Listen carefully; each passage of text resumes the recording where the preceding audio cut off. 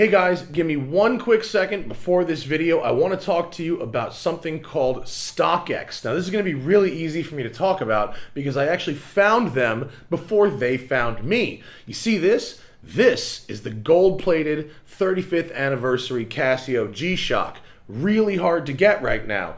But you don't want to buy one online because you don't know where it's coming from, what you're going to get. How do you know it's going to be legit? Then I found one for sale on StockX, and I was like, what's StockX? So I went and looked. StockX is a website that people use to buy and sell things that are frequently forged or faked, like watches, handbags, sneakers, and clothes. So the way it works is I can buy or bid on an item that a seller has on StockX. If the buy goes through or the bid is accepted, the seller sends the merch, in this case the G-Shock, to StockX. They authenticate it while holding my money in escrow. They then send me this authenticated certificate and the watch, the box, with their little verified authentic green tag on it. The seller then gets my money. From click buy to watch showing up at my house was a total of 6 days. It's very easy, and the merch I'm getting I know is legit. Check out StockX, hit that link in the description, find yourself some merch without getting screwed.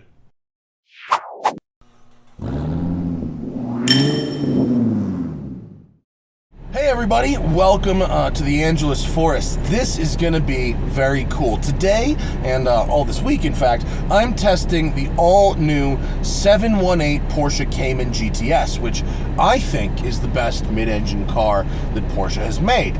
Some will disagree. Some will say that the Cayman GT4 is the best car they've ever made. And so to test one theory against the other, and I want to accentuate that we're not doing a versus video here, but I have brought out a Cayman GT4 to get me in the correct mindset for driving the Cayman 718 GTS. So this is a 2016 GT4, belongs to my friend Nick. Shout out to Nick. It's been modified slightly because Nick is a boss, and there aren't any more GT4 press cars, so we're working with what we have. This one has an exhaust.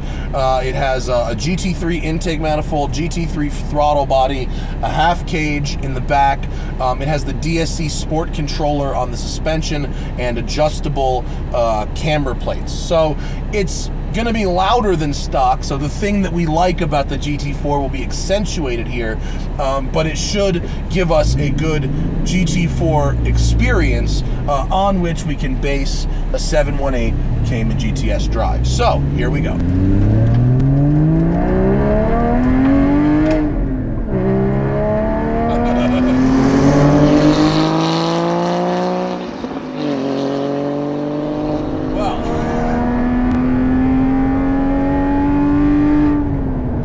Certainly hard to listen to that and not go, well, yeah, this is the best. With this mufflerless exhaust, the GT4 is glorious sounding, absolutely glorious. 385 horsepower and 309 pound-feet out of the box. Although we are told that these mods, which were selected and installed by Speed Sport Tuning, give about 40 wheel horsepower to the GT4, which is good.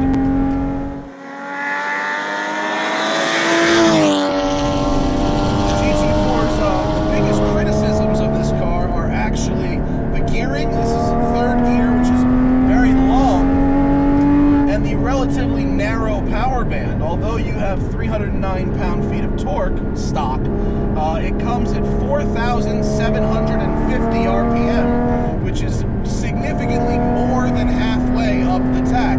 This is a real top-end machine, and if you want to get any power out of it at all, you have to wind the snot out of it.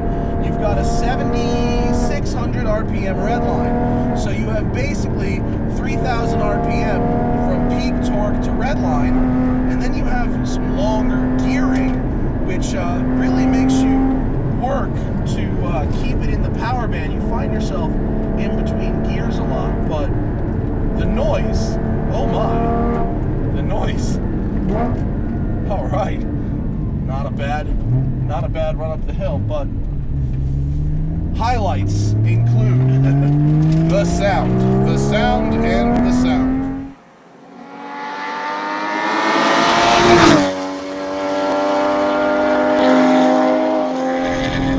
And you can really, with that long hearing, hear that sound just build to a glorious wail.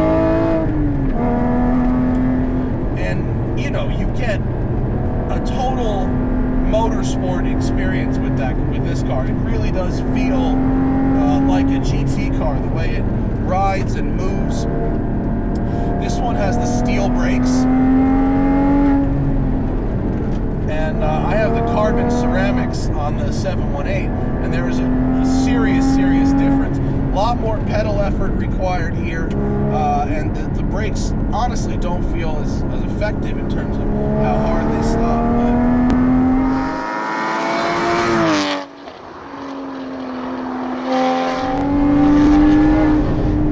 I'm pretty much doing this entire part of this video in third gear, which is almost a shame because it's such a joy to shift this car. The pedals are really good, the shifter's really nice. Downshift just to upshift. Oh, now that's really glorious. The straight pipe is on a, look, I can close it. It's on a valve too, so now it was just open. This is now closed. Listen. Sounds the same.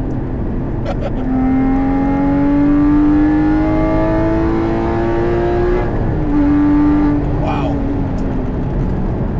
Stable.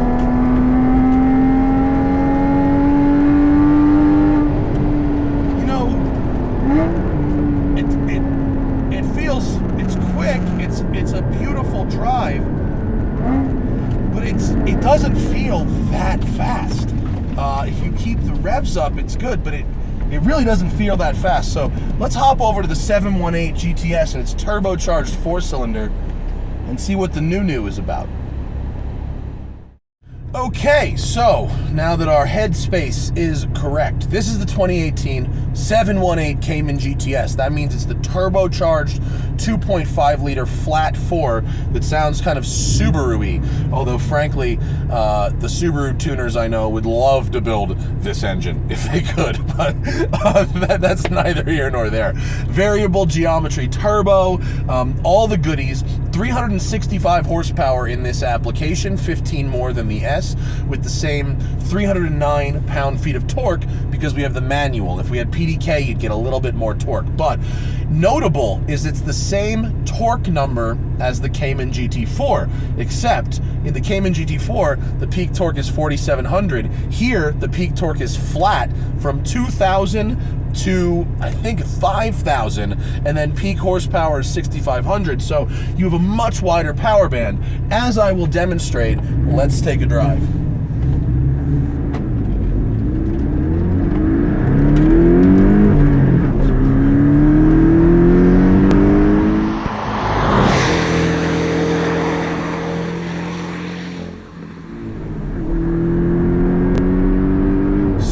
Although turbo engines are typically associated with lower revs than their naturally aspirated counterpart, truth is you only lose about 500 RPM at the top going from the GT4 to this GTS. We've got a 7,400 RPM red line, and then your peak power is at 65. So it dies just a little at the top, but not much.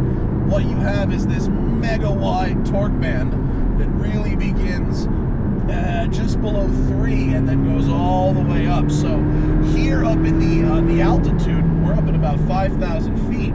The GTS and its turbo motor will handily walk away from the GT4 and its NA motor. In fact, the GT4 felt kind of slow, and even Nick, the owner of that car, I let him drive this, and he was like, "So, I guess I need a turbo now, huh?"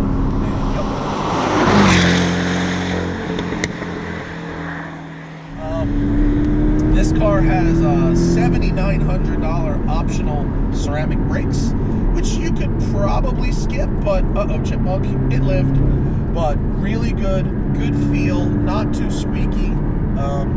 Definitely more immediate than the steels in the one is a manual. You can get this in PDK as well. This manual is really nice. Shifter is in the top 10% of all cars produced globally right now. Although, frankly, I think the GT4 shifter may have some different bushings or something in it to make it feel a little more bolt-like. This one feels like it's got a little more rubber in it than the GT4's, but it's 6 gears, not 7, which I like. And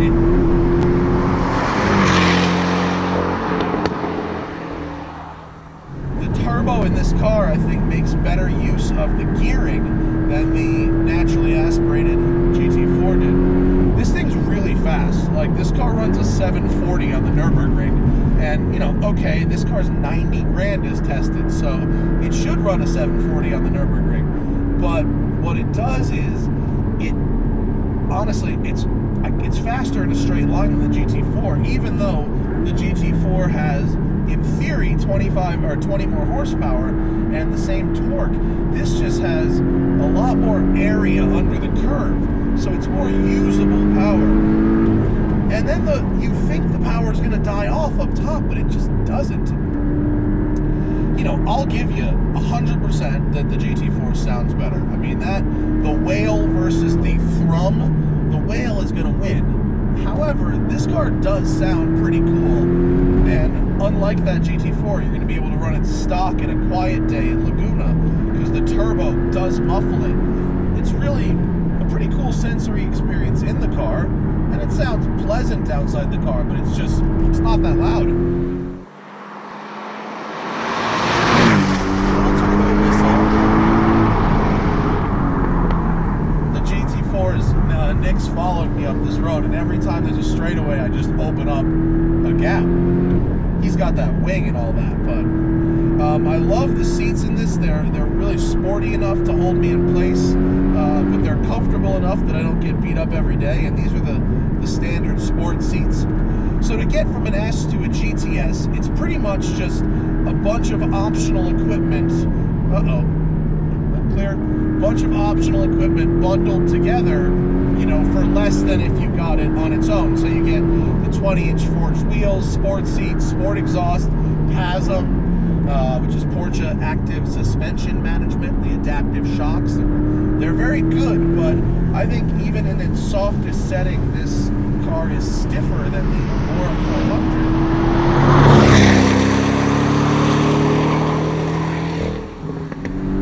The handling and steering, as you could expect, are sublime. Absolutely sublime. The balance is very good. Power curve is very flat. The car doesn't do anything you don't want it to do. I haven't taken it to a track yet, but it seems to not have many vices. I had it in Sport Plus suspension there. Just went down to Sport 1. Much better. Nick must have switched it into Sport Plus when I wasn't looking. In Sport number 1, the middle setting, the ride that's good. It's such a wide power, man. You really get this kind of bass note in the cabin.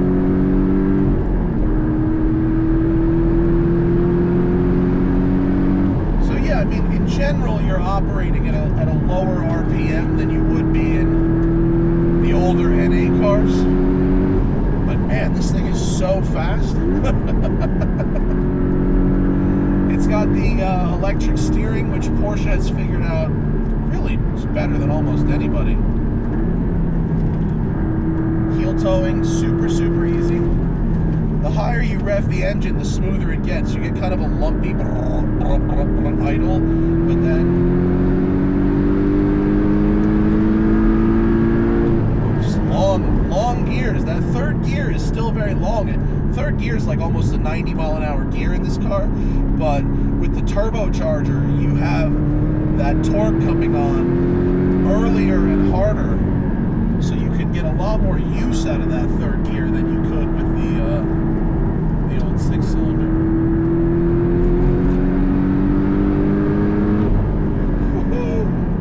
Great power. Temps looking good. Now we're up at over 5,000 feet, so here's where an NA car would really start to feel it. Turbo car's feeling pretty good.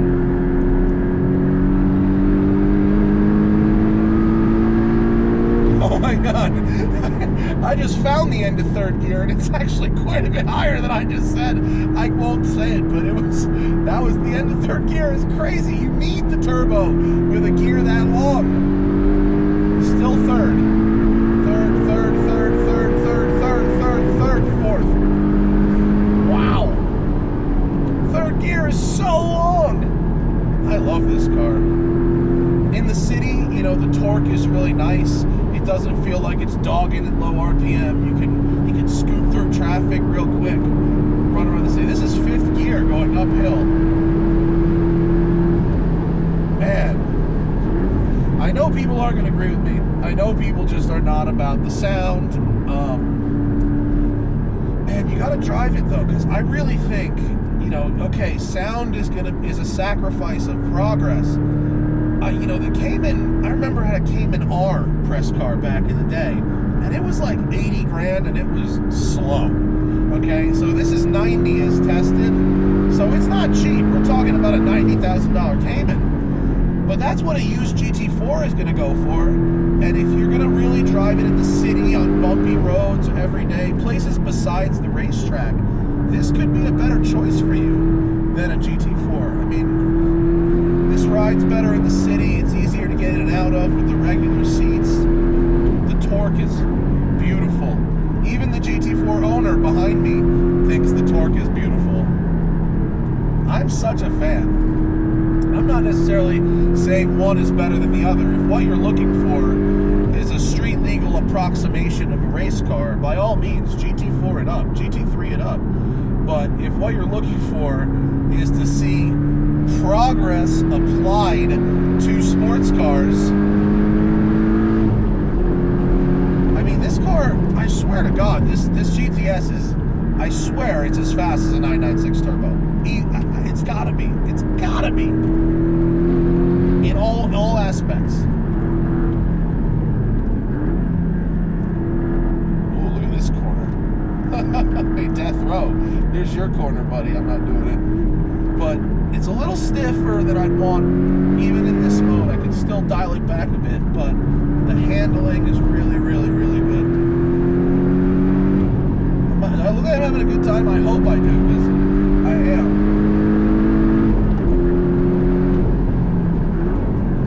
This is awesome. This car rocks.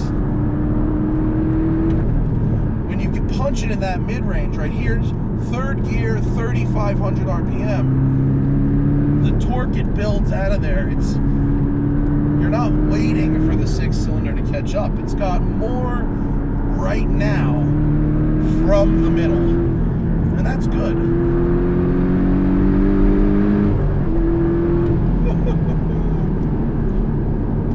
That was great, huh?